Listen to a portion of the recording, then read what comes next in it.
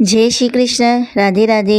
સર્વ મિત્રોને આજે એકાદશી 11 છે, મોહિની એકાદશી છે. પણ આખા વર્ષમાં ટોટલ જે 26 જેટલી એકાદશી આવે છે, 11 જેને આપણે કહીએ છીએ, તો એકાદશી વ્રત અને એના ફળનો પ્રભાવ હું તમને સમજાવું છું આજે.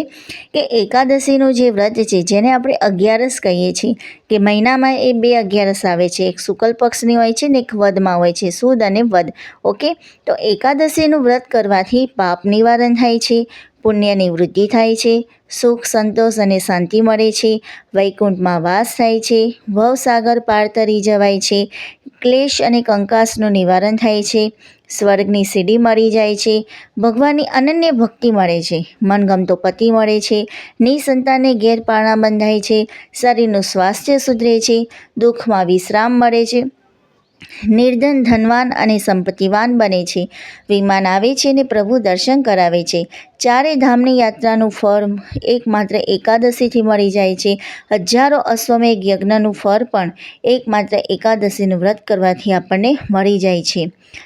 તો અહીંયા જે છે એકાદશી વ્રત જે છે એનો ફળનો પ્રભાવ કેટલો છે, કયા કયા આપણને લાભ થાય છે.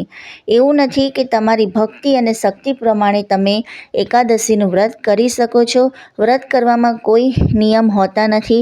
તમારી ભક્તિ અને શક્તિ પ્રમાણે જેમ આપણે કરી શકીએ, ઉપવાસ કરી શકીએ, એ રીતે આપણે વ્રત સાચી ભાવનાથી કરીએ તો જરૂરથી આપણને ફળ મળે છે. રાધે રાધે, જય શ્રી કૃષ્ણ.